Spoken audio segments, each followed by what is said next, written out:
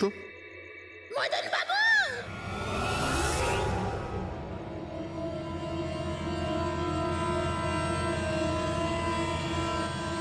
কে? দেখতে পাচ্ছেন না? আমি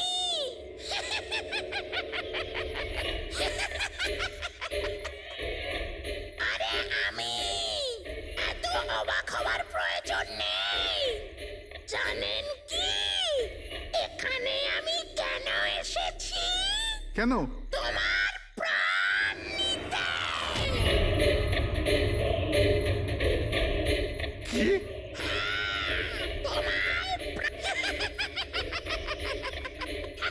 রবি, কবিতা, তাড়াতাড়ি এদিকে এসো। কি হয়েছে দাদা? কে?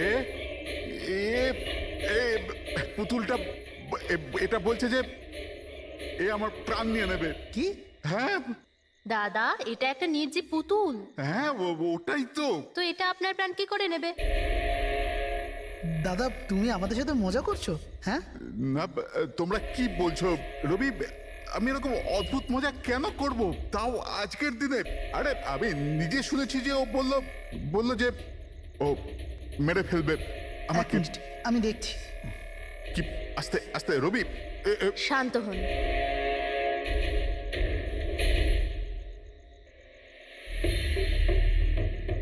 দাদা, মনে হচ্ছে তোমার সাথে কেউ মজা করেছে। এই কাঠের পুতুলের মধ্যে কেউ মনে হয় স্পিকার ফিট করেছে। চেক করো, হয়তো কোনো স্পিকার আছে।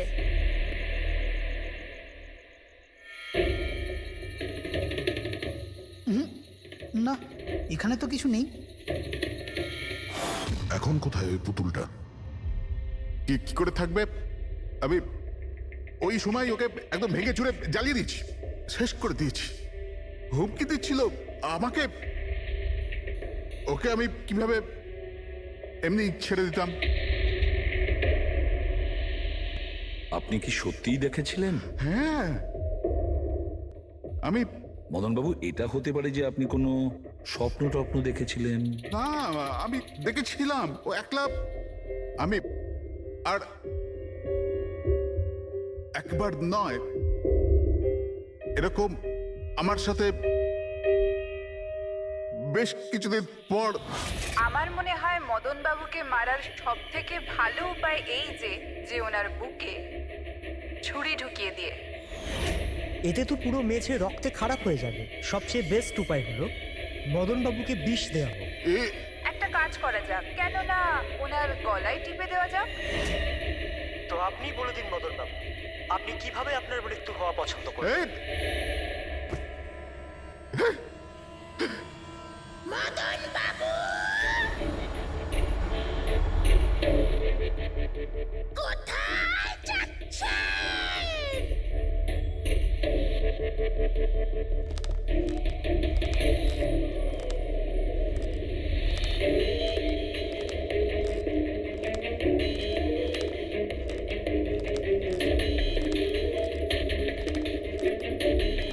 তো বলুন মদন বাবু।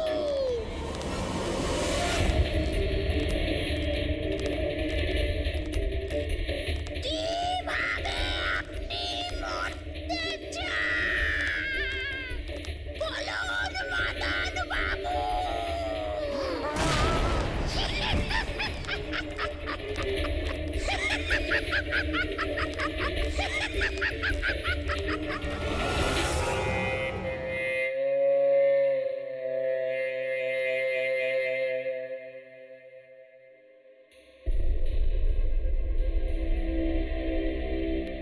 সত্যি মদনবাবুর প্রাণ সত্যি সংশয় ছিল।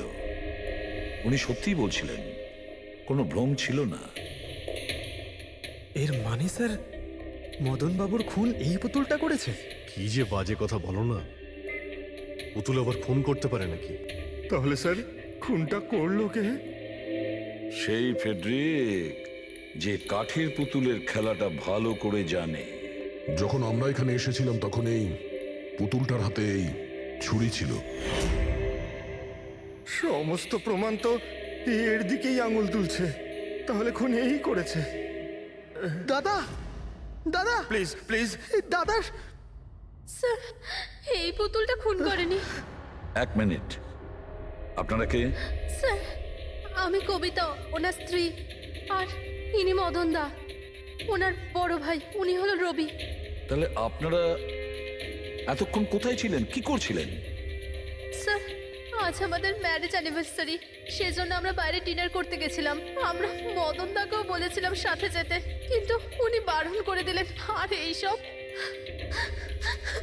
আপনি বলছেন যে মদনবাবুর খুন এই পুতুল করেনি? হ্যাঁ স্যার, এই পুতুলটা খুন করেনি। আপনি কি জানেন খুনিকে? আমার পুরো বিশ্বাস ওনার খুন সাদুল করেছে। উনি উনি ওনার উপর বদলা নিতে চেয়েছিলেন। আচ্ছা, যার কথা বলছেন সে কে? কিসের প্রতিশোধ নিতে চাইছে? সাদুল একজন ভেন্টাকলিস্টার ভয়েস ওভার আর্টিস্ট ছিল। মদনদা আর রবির বড়দা অঙ্কুশদার ছোটবেলার বন্ধু। অঙ্কুশদা ছোটবেলা থেকেই সাদুলকে খুব ভালোবাসতো। যখন উনি দেখলেন সাদুল জীবনে কত ঠোকর খাচ্ছেন, তো 5 বছর আগে উনি নিজের বাড়িটা সাদুলকে দিয়ে দিলেন, যাতে উনি ওনার থিয়েটার গ্রুপ চালাতে পারেন। যদি ওরা কোনোদিন অঙ্কুশদাকে ভাড়ার টাকা দিতে পারেনি, কিন্তু অঙ্কুশদার এই নিয়ে কোনোদিনই কোনো দুশ্চিন্তা হয়নি, কারণ উনি জানতেন যে এই কলাতে অত পয়সা পাওয়া যায় না। সাদুল আর ওনার স্টুডেন্টরা অঙ্কুশদার বাড়ি থেকেই নিজেদের ভেন্ট্রালোকুইজমের প্র্যাকটিস করত। পুতুল দিয়ে কথা বলানো এই শিল্পের ঘন্টার পর ঘন্টা বসে রিহার্সাল করতো। তাহলে একটা কথা তোমরা ভালো করে বুঝে নাও, ভেন্ট্রিলোকিজম এই শিল্পটা সহজ নয়, কিন্তু এটা আবার এতটাও মুশকিল নয়। এই শিল্পটা করার যে পদ্ধতি, এটার নামেই লুকিয়ে আছে। ভেন্ট্রিলোকিজম একটা ল্যাটিন শব্দ, যাতে ভেন্টারের মানে হচ্ছে পেট আর লোকি মানে হচ্ছে বলো। তাহলে ভেন্ট্রিলোকিজমের অর্থ পেট দিয়ে বলো। যেমন, হ্যালো বরুণ, কেমন আছো? তারপর একদিন অঙ্কুশদা মারা গেলেন, আর সব কিছু বদলে গেল। কারা? আরে আরে আরে আপনারা কি আরে করছেন? আরে কি হলো? আপনারা কে? আরে কি করছেন? কি করছেন? এরকম করছেন কেন আপনারা? আপনারা কারা? কি হয়েছে? এই কি অসভ্যতা? আরে আপনারা চাইছেনটা কি? আরে রবি, বলবান, কি হচ্ছে এখানে? কি হচ্ছে? এই যে এতদিন ধরে তোমরা বিনা পয়সার ফুটনি মারছিলে না, আজ থেকে বন্ধ হয়ে গেল। আমি এখানে কোনো ধর্মশালা খুলে রাখিনি। কিন্তু বলবন্ত, অঙ্কুশ তো বলেছিল যে কে অঙ্কুশ? যে মরে গেছে, যে আর বেঁচে নেই, পৃথিবীতে আর নেই। এতদিন পর্যন্ত ওর পদ্ধতিতে চলেছো, আজ থেকে আমার পদ্ধতিতে চলতে হবে। বুঝতে পেরেছো? চলো জায়গা ফাঁকা করো। রবি, বোঝাও তোমার দাদাকে। ও কি বোঝাবে আমাকে? আমি বুঝতে পারি তো সবকিছু। আর যদি এখানে থাকতেই হয় তো ভাড়া দিতে হবে। ভাড়া? হ্যাঁ, ভাড়া। কত ভাড়া দিতে হবে আমাদের? 4 লাখ। 4 লাখ? 4 লাখ টাকা তো আমাদের কাছে নেই। নেই যখন তখন খালি করো, না হলে আমি পুলিশকে ডেকে তোমাদের সবাইকে জেলে পাঠিয়ে দেবো, আর ওখানে থাকবার জন্য কোনো ভাড়াও দিতে হবে না। বলবন্ত, আমাদের কিছুটা সময় দাও। তাড়াতাড়ি আমরা কোথায় যাব? সময় টময় কিছু পাওয়া যাবে না। অনেক দেখেছি, অনেক হয়েছে তোমাদের তামাশা। চলো স্যার স্যার চলো। এরকম করবেন না প্লিজ স্যার, প্লিজ স্যার এরকম করবেন না আর স্যার, 1 please। মিনিট, যতদিন না তোমরা আজ পর্যন্ত ভাড়া দিচ্ছ, এই যে তোমাদের জিনিসপত্র পড়ে আছে না, আর এগুলো কি, এই কাঠপুতুলগুলো, এগুলো সব আমার কাছে থাকবে। কিন্তু তুমি এই সমস্ত জিনিস নিয়ে নিলে আমরা ভাড়া কি করে দেব? ওসব আমি জানি না। স্যার এরকম করবেন না স্যার, আমরা আপনার সব টাকা মিটিয়ে দেবো স্যার, প্লিজ। স্যার, আপনার এগুলোকে নিষ্প্রাণ কাঠের পুতুল মনে হয়, কিন্তু আমাদের কাছে এগুলো প্রাণের সমান। ও ভাই ট্র্যাজেডি কিং, তোমার এই যে সব মেলোড্রামা আছে না, এগুলো আমার দাদা অঙ্কুশের সাথেই চলতো, আমার সাথে নয়। আর এই যে কি এ 4 লাখ টাকা রোজগার করে দেবে এই কাঠপুতুলগুলো। আরে 4 লাখ কি, 4400 টাকাও রোজগার করে দিতে পারবে না এই কাঠপুতুলগুলো। জানো কেন? কারণ এই শিল্প শেষ হয়ে গেছে, জিরো। এই যে তোমাদের গুরু আছে না সাদুল, ওরই মতো কোনো কাজের নয়, লুজার, একজন লুজারও, বুঝলে? বেরো বেরো, এই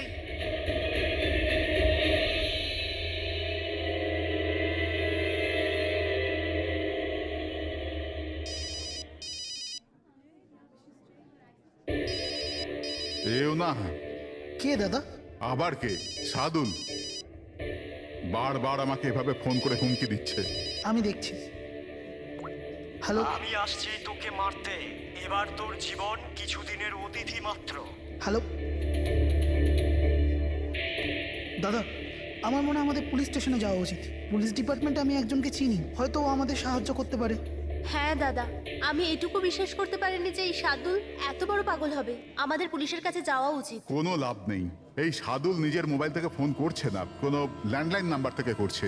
ল্যান্ডলাইন নাম্বার? আমি খোঁজ নিচ্ছি নাম্বারটা কোথাকার। কি? এটা কি বলছো তুমি?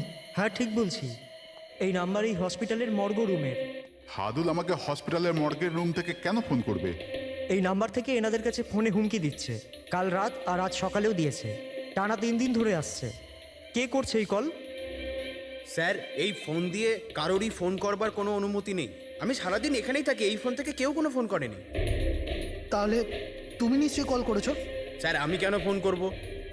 আমি তো আপনাদের চিনিও না। হ্যাঁ, হতে পারে তুমি সাদুলের কথা করেছো। কি নাম বললেন আপনি? সাদুল। সাদুল? এই যে এ হলো সাদুল, চেনো তুমি একে? এ আপনাদের কি করে কল করবে? কেন করতে পারবে না কল?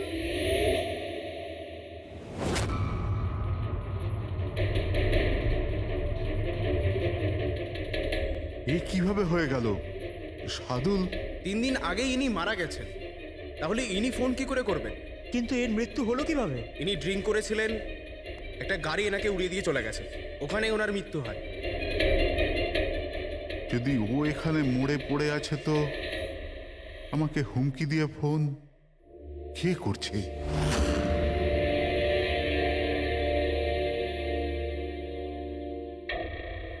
স্যার, হ্যাঁ, পুলিশের রেকর্ড অনুযায়ী তো এই সবকটা কল মর্গের ল্যান্ডলাইন থেকে এসেছিল। কিন্তু মর্গেন ল্যান্ডলাইন তো কেউ ইউজই করে না, তাহলে সব কি করে? পূরবী, ভালো করে চেক করো, দেখো ব্যাপারটা কি। মনে হচ্ছে ব্যাপারটা গোলমেলে। স্যার, হ্যাঁ, উনি কিচ্ছু জানতে পারবেন না, আপনি এরকম কেন বলছেন? কারণ সিআইডি স্যার জীবিত লোকেদের ধরতে পারে, আত্মাদের নয়। আর আমি জানি এটা সাদুলের আত্মাই করেছে। দেখুন, এই আত্মা বলে কিছুই হয় না। আর আপনি একজন এডুকেটেড পার্সন হয়ে এইসব বলছেন? আপনিও তো পড়াশুনো জানা, আপনি বলুন না, একটা লাশ মর্গ থেকে ফোন কি করে করতে পারে? কি করে ওই মদনদার সাথে ওই পুতুলটা কথা বলতে পারে? স্যার, তাদের এটা নর্মাল মনে হচ্ছে। আপনারাও এমন কিছু ফিল করেছেন যেটা মদনবাবু করেছিলেন? হ্যাঁ স্যার। না, বাঁচাও, আমি তোমাদের ছাড়বো না। তোমরা খুব বিরক্ত করছো আমাকে। তোমাদের সবাইকে মেরে ফেলবো আমি, ছাড়বো না। দাদা, সরে যাও। না দাদা, কি হলো? এদিকে আসবে না। আরে কিন্তু দাদা, এটা কি করছো তুমি? দাদা, কি? কাঠপুতুল আছে এখানে, সরে থাকো। কাঠের পুতুল? আমাকে মারতে এসেছে, আমি বলেছিলাম না। দাদা, 1 মিনিট দাদা, এটা কি করছো তুমি? রবি, এই এই আওয়াজটা ওপর থেকে আসছে। হ্যাঁ, কিন্তু উপরে তো কিছুই নেই, পুরো তো স্টোর রুম আছে আর একটা বন্ধ ঘর আছে। Store room? হ্যাঁ, ওই স্টোর রুমের মধ্যেই তো আমি সমস্ত কাঠপুতুলগুলো একটা বড় বাক্সের মধ্যে তালা লাগিয়ে বন্ধ করে রেখেছি। কাঠের পুতুল? ওগুলো সব বাইরে চলে এসছে কিভাবে? কি?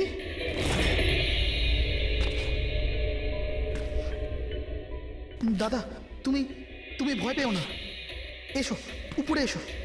রবি, কিন্তু চলো আস্তে আস্তে সামলে।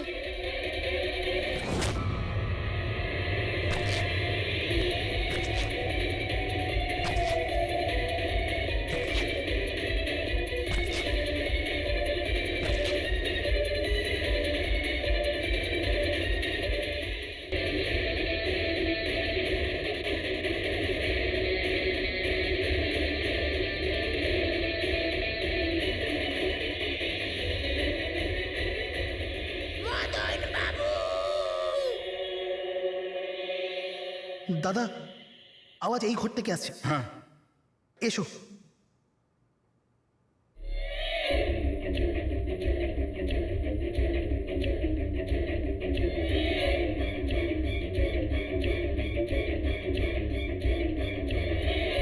মদন বাবু,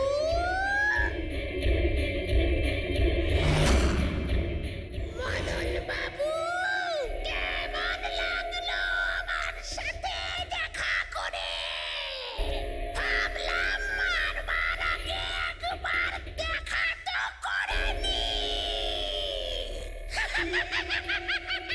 আমি ভেবেছিলাম না কথা বলে। স্যার, মদন দাদা সব পুতুলগুলোকে বাক্সে বন্দি করে রেখেছিল, কিন্তু কি করে জানি না এই পুতুলগুলো কোথা কোথা থেকে বেরিয়ে আসছিল। আমরা ওই বাক্সটাও দেখতে চাই, ওই রুমটাও যেখানে ওই তোমরা কাঠের পুতুলটা দেখেছিলে, সেটা কোথায়? স্যার দুটো ঘরই উপরে স্যার। চলো দেখাও। আসুন স্যার।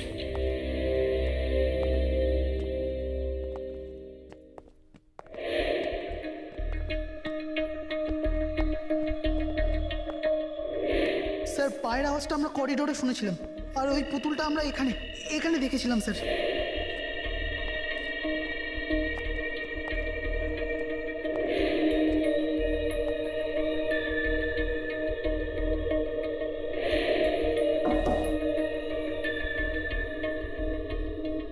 আচ্ছা এটা বলুন যে এই রুমটা এত ফাঁকা কেন?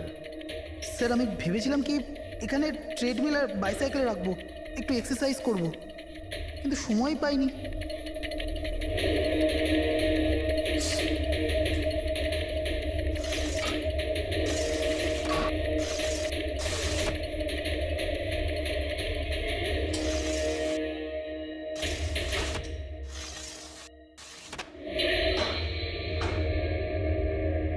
স্যার, এটা তো বন্ধই হচ্ছে না।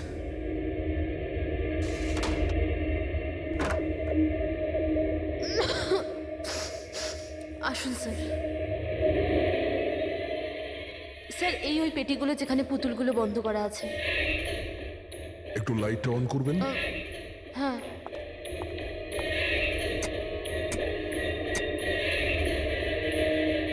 স্যার এই ঘরটা অনেক দিন ধরে বন্ধ আছে, তো মনে হয় বাল্বটা খারাপ হয়ে গেছে।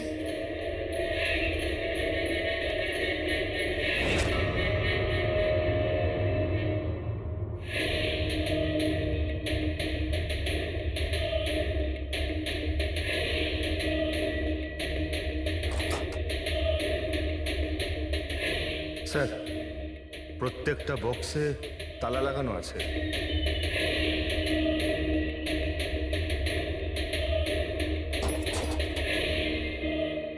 কিন্তু এই তালাটা শক্তপোক্ত নয়, যে কেউ একে খুব সহজেই খুলতে পারে।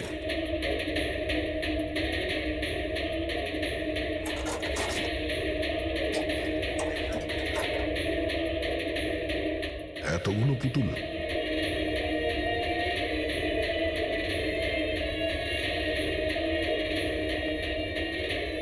দেখি একটু এতে কোনো মেকানিজম করা নাই তো?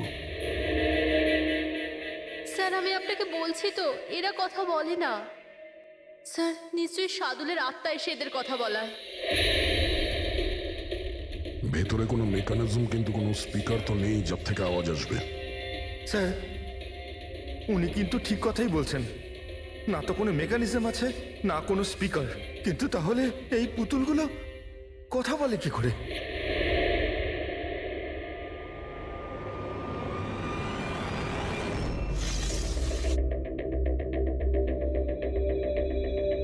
লকটা কি খারাপ? লোকটা খারাপ স্যার, এখান থেকে তো সহজেই কেউ ভিতরে ঢুকতে পারে, সিঁড়িও রয়েছে আর পাইপও রয়েছে, যে কেউ সহজেই ঢুকতে পারে। আর যে সহজে এই রুমে ঢুকতে পারে সে বাক্সতে বন্ধ থাকা কাঠের পুতুলগুলোকে উঠিয়ে বাইরে যে কোনো জায়গায় রাখতে পারে, যেভাবে এখানে রাখা ছিল তোমাদের ভয় দেখানোর জন্য। স্যার মানে মানে এটা কোনো আত্মা নয়। আরে ওই আত্মার কথা ছাড়ো তো, আত্মা হয়ই না। এটা সেই হতে পারে এই বাড়ির প্রত্যেকটা কোণা সে চেনে, প্রত্যেকটা কোণা। আর তাছাড়াও কাঠের পুতুলের ব্যাপারেও খুব ভালো মতো জানে। আর এরা হতে পারে সাদুলের স্টুডেন্ট। সাদুলের স্টুডেন্ট খোঁজ নিয়ে দেখতে হবে যে সাদুলের স্টুডেন্টস এই মুহূর্তে কোথায় আছে আর কি করছে। হাই, আমার নাম হলো ফ্রিডা। আমার নাম দীপেশ। আমার নাম হলো তরুণ। আর আমার নাম লোচন।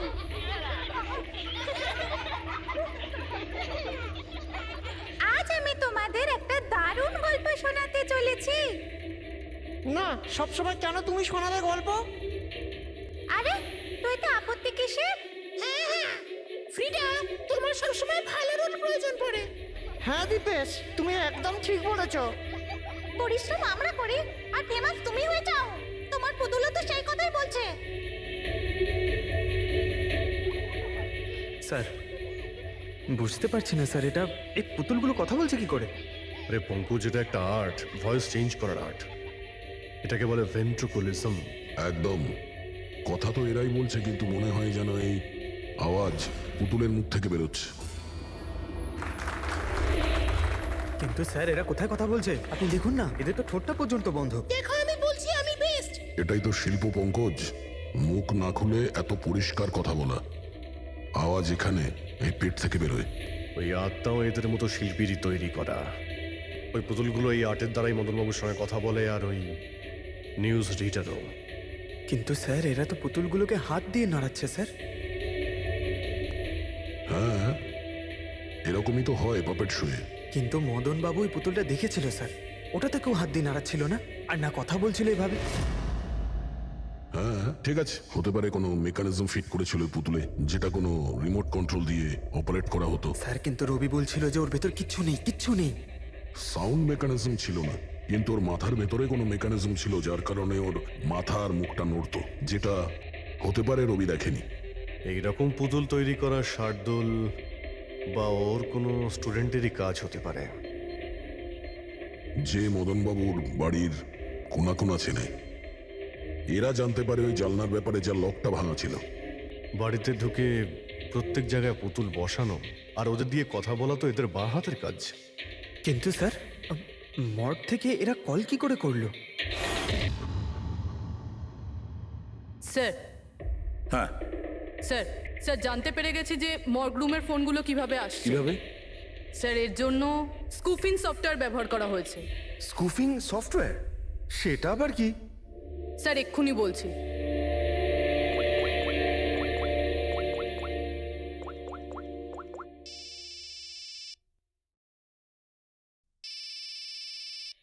কি যন্ত্রণা! আমার ওয়াইফকে এখনই ফোন করতে হলো।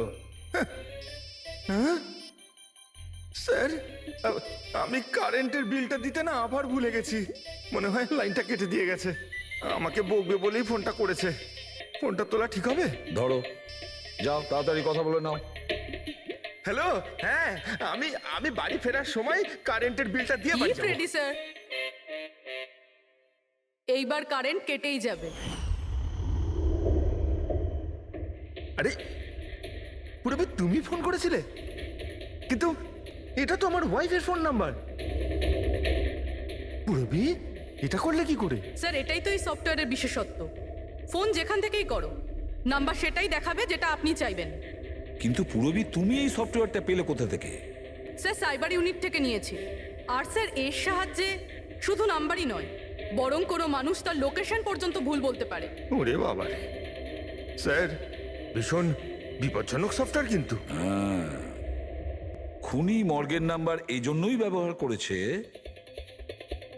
যাতে আমরা ভাবি এই পুরো ব্যাপারটা সাদুলের আত্মা করেছে। সাদুলের আত্মার। আচ্ছা বাচ্চারা, তোমাদের সঙ্গে দেখা করে খুব ভালো লাগলো। পরের বার আবার দেখা হবে। বাই সাবধানে যাও তোমরা। Bye bye bye bye bye. হ্যাঁ বলুন, কিভাবে আমি আপনাদের সাহায্য করতে পারি?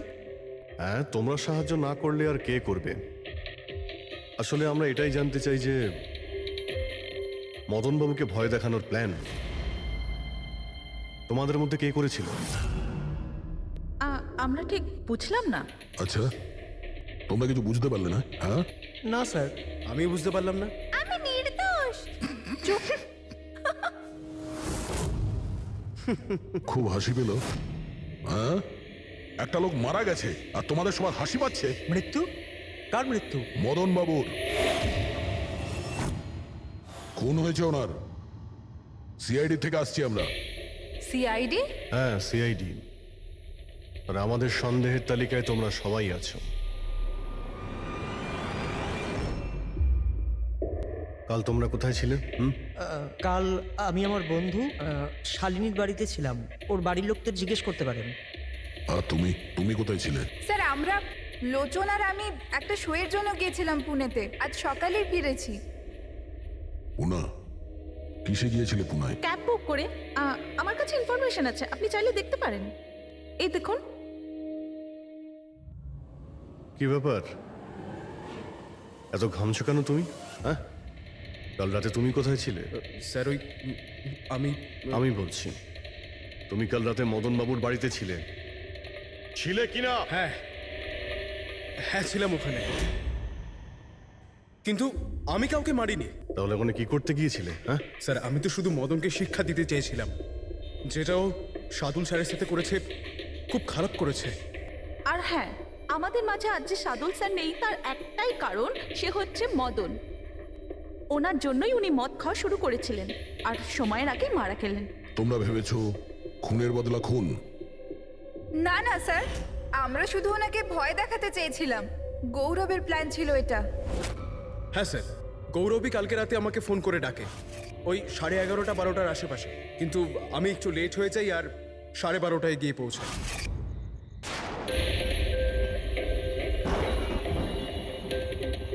আজ তো এমনিতেই অনেক লেট হয়ে গেছি, মেরেই ফেলবে গৌরব আমাকে। চলে গেছে হয়তো ভিতরে, এবার ওকে ইশারা কি করে করবো?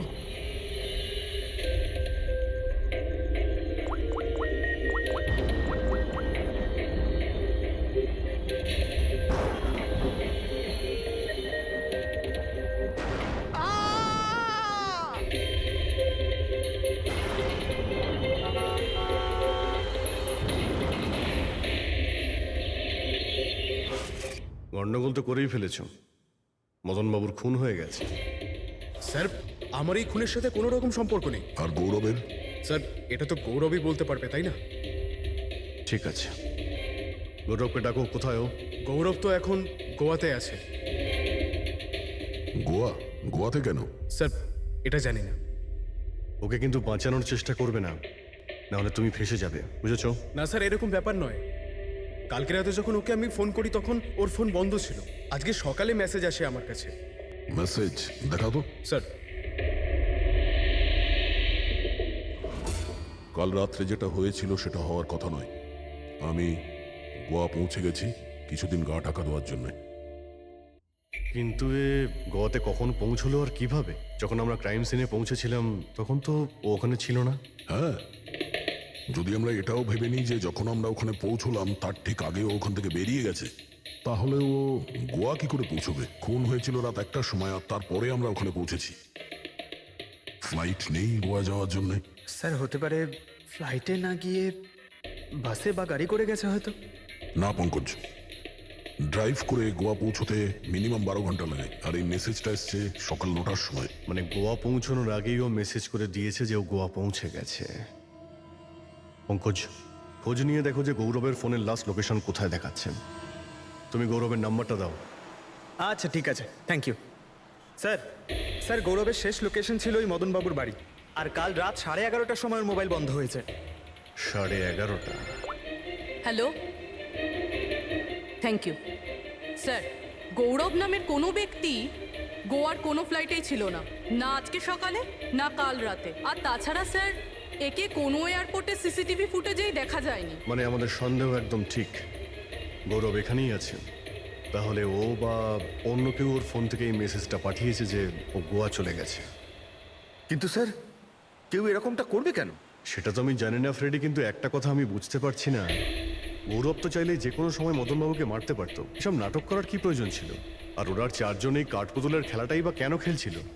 আর ও যদি মদনবাবুকে মেরেই থাকে তাহলে ওর 4 জন বন্ধুকে কেনই বা বললো না? সন্দেহটা আমার এইখানে। এর একটাই কারণ বস, হতে পারে গৌরবকে তাড়াহুড়োতে মদনবাবুকে মারতে হচ্ছে যখন ও ধরা পড়ে যায়, আর না হলে খুনি গৌরব না অন্য কেউ। স্যার খুনি যদি অন্য কেউ হবে তাহলে এই গৌরব কোথায়? হতে পারে খুনি গৌরবকে মেরে গায়েব করে দিয়েছে, আর আমাদের সামনে এমন প্রমাণ ফেলে দিয়েছে যে আমাদের মনে হয় যে ও পালিয়ে বেড়াচ্ছে, গোয়াতে আছে ও। এই লোকটা ভাঙা রয়েছে। এই জানলা দিয়ে গৌরব আর ওর বন্ধুরা ভিতরে আসতো আর মদনবাবুকে ভয় দেখাতো। আর এই গৌরব কাল রাতে এখানে এসেছিল, তারপর থেকেই গায়েব হয়ে গেছে। তাহলে হতে পারে ওর সঙ্গে যা হয়েছে এখানেই হয়েছে। কিন্তু ওর সাথে যদি এখানে কিছু হয়ে থাকে তাহলে কিছু না কিছু তো ট্রেসেস পাওয়া উচিত। তাহলে একবার টেস্ট করে দেখা যাক। রবি, স্যার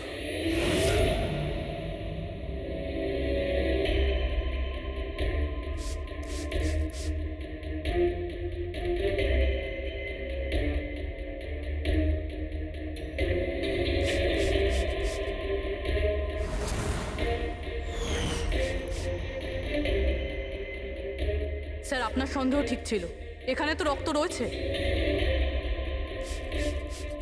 ও যখন এই দরজা দিয়ে বাইরে বের হয়েছিল তখনই ওর উপরে কেউ আক্রমণ করে। স্যার এদিকে তো কোনো চিহ্নই নেই। ওদিকটা দেখো। এই যে স্যার, ওখানেও দেখো।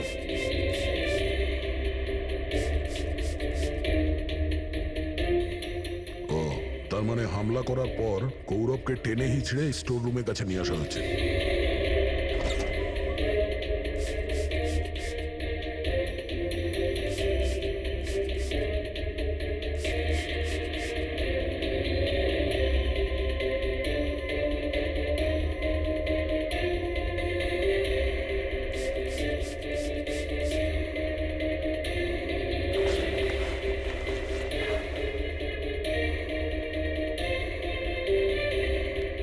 রক্তের দাগ তো এতটা অবধি রয়েছে, তার মানে গৌরবকে এখানেই।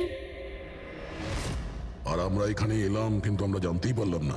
আর তারপরও গায়েব হয়ে যায়। মনে হচ্ছে এখন বডিটাকে কোথাও পুঁতে দিচ্ছে এই বাড়ির লোকেরা।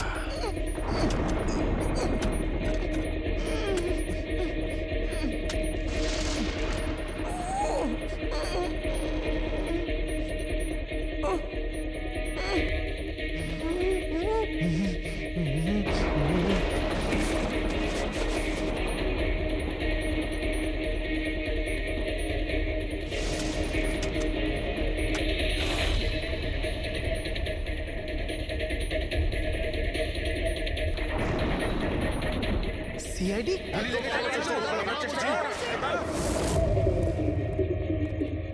সরে যাও। পিছিয়ে যাও। স্যার, হ্যাঁ, জীবিত আছে। তাড়াতাড়ি হসপিটালে নিয়ে যাও। তোমরা কবর দিতে চাইছিল ওকে? হ্যাঁ, কিন্তু আপনি কি করে জানলেন আমরা এখানে? আজকাল মোবাইলের মাধ্যমে আমরা অপরাধীকে ধরে ফেলি।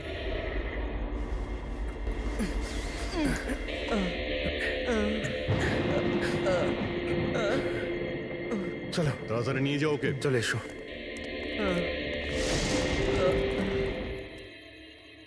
ওই স্বার্থপর আর লোভী মানুষটার মরে যাওয়াই ঠিক ছিল। অঙ্কুশদা মারা যাওয়ার পর মদনদা নিজেই সব প্রপার্টি দখল করতে চেয়েছিল। আমরা কি পেতাম? লবণঙ্কা। আমরা এই প্ল্যানটা তখন বানালাম যখন বাড়িতেও ওই কাঠপুতুলের ঘটনাগুলো ঘটছিল। আমরা জানতাম স্যার, কোনো আত্মা টাত্মার চক্কর নয়। এই জন্যই আমরা এক রাত জাগলাম, যাতে এই পুতুলটার রহস্যের পর্দা খুলতে পারি। আর তারপরে তোমরা গৌরবকে ধরে ফেলো। হ্যাঁ,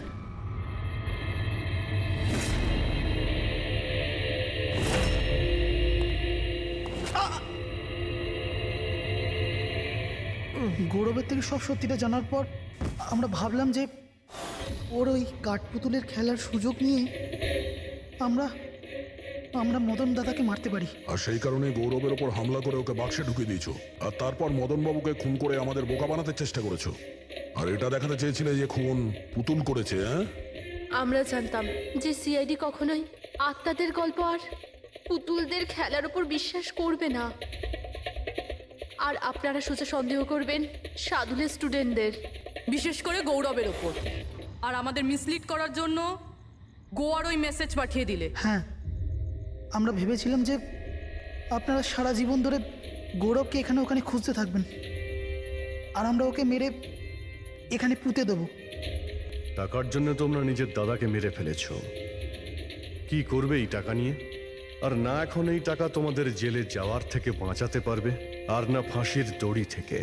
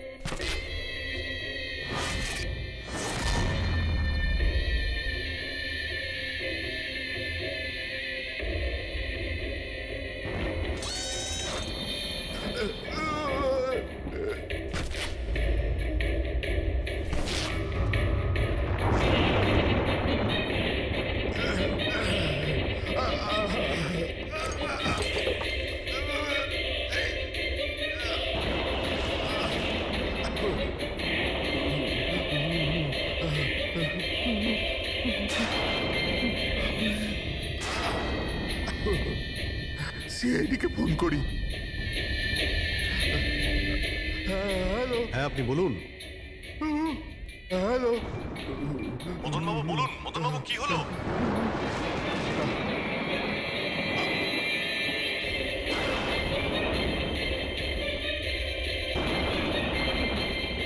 না না,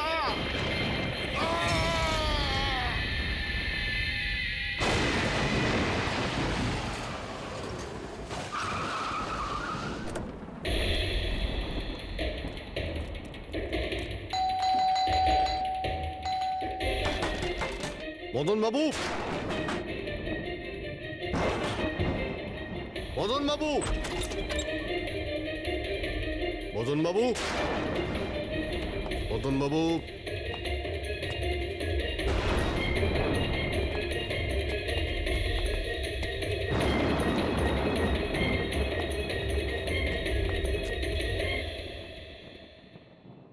দয়া,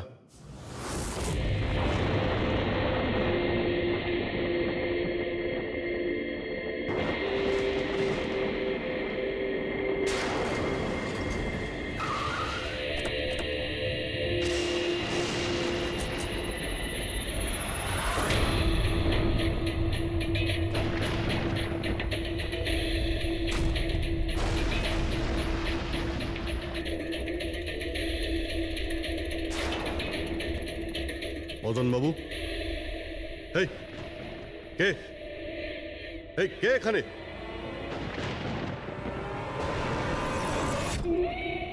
এটা কি?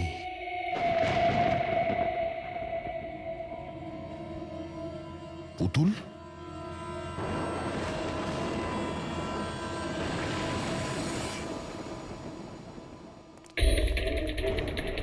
অভিজিৎ, স্যার, আমরা দেরি করে ফেলেছি।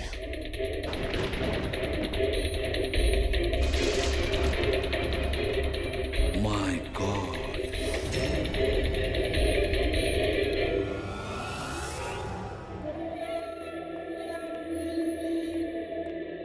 এই নিন। আস্তে আস্তে আস্তে।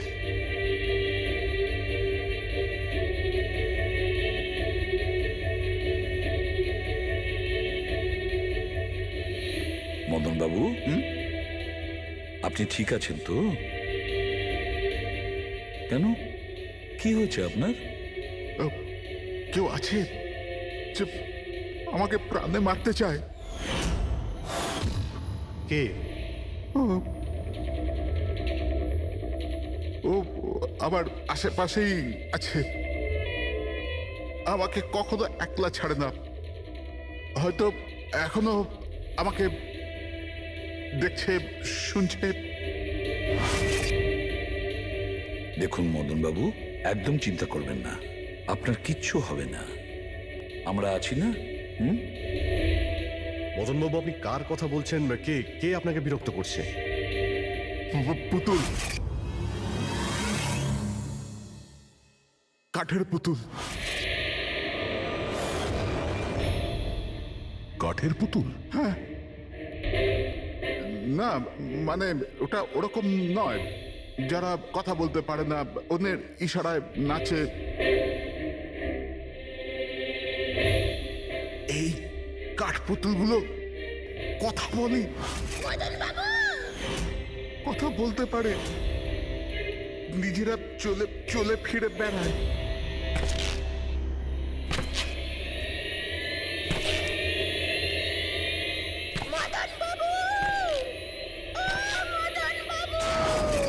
কথা বলা কাঠের পুতুল? হ্যাঁ, আমি জানতাম আপনাদের আমার কথা বিশ্বাস হবে না, কিন্তু কথাটাই এরকম যে কেউই করবে না।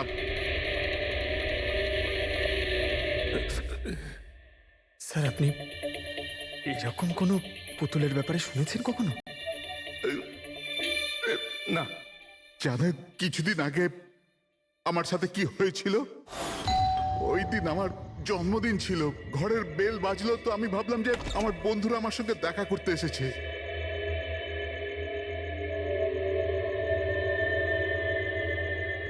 এত রাত্রে কে বেল বাজালো? অদ্ভুত